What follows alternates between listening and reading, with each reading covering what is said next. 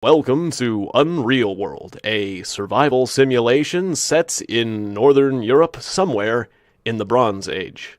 I'm not exactly sure where, not exactly sure when, but metal objects are hard to come by in this game. That much is certain. Anyways, this time I'm going to be playing as a member of the Owl Tribe. Members of the Owl Tribe have very keen eyesight, very keen hearing, and are also rather stealthy, much like owls themselves. The main weakness of the Owl Tribe is that they do not have a lot of knowledge in various other skills like agriculture. They know very little of swimming, and if a member of the Owl Tribe falls into the water, well, they might never get out again, because they just don't know how to swim. And there are several other examples of how the Owl Tribe lacks certain skills that other tribes have. They have complete and utter blind spots when it comes to crossbows, and flails, and agriculture. They are a nomadic tribe, but if you saw, my skills in stealth and bow usage were near Grandmaster levels, so they are incredible nomads, but they do not know of the civilized life. And that's okay.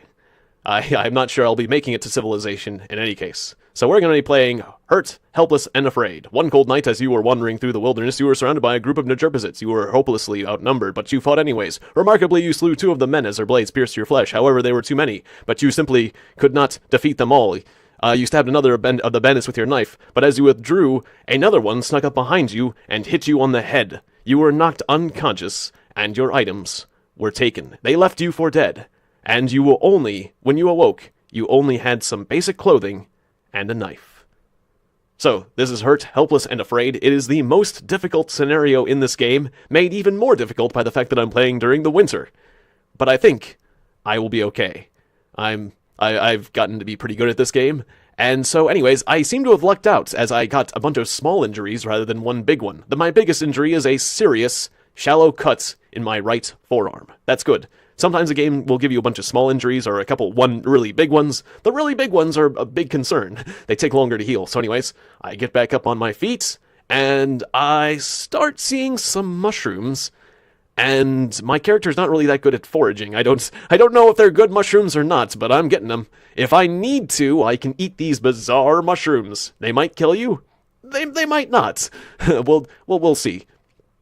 In any case, so then I look for a nice place to build a camp, somewhere near some water. I think this open mire is not that bad of a place. It should be able to provide me with wood I need for a fire to keep warm, to build a shelter. I should be able to do some fishing here, although it might not be the best fishing location. It seems like a really good place to hunt from, as I will be able to see any animals that pass through this wide open area with my keen vision, and I should be able to track them quite nicely as well with my tracking skill, should they get away. So anyways, my first order of business is to make a bandage for my wounds. And to do this, I need to sacrifice one of my precious pieces of clothing.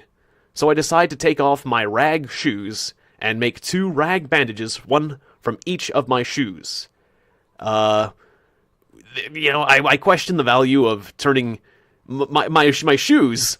They probably were pretty filthy. Those aren't probably the cleanest bandages, making bandages out of your rag shoes, but the important thing is that I make myself healthy quickly so I do not succumb to my wounds. Your wounds can get infected or things like that, or just take a turn for the worse, or just generally hamper you from surviving. So the first order of business, tend to your wounds so you can recover more quickly. And this game does not seem to simulate the fact that I was wearing these bandages on my feet a few seconds ago. Otherwise they might give me an infection there. I don't know. But anyways, so the wound treatment actually goes pretty well. I then make a fire and begin to craft myself a weapon. I want a javelin, but to do that I must first craft a staff. I take a piece of wood, a slender trunk, cut myself a staff, and then sometime later make a javelin. So now I have a crude javelin with which to defend myself should the Najurpazit warriors come back for another round.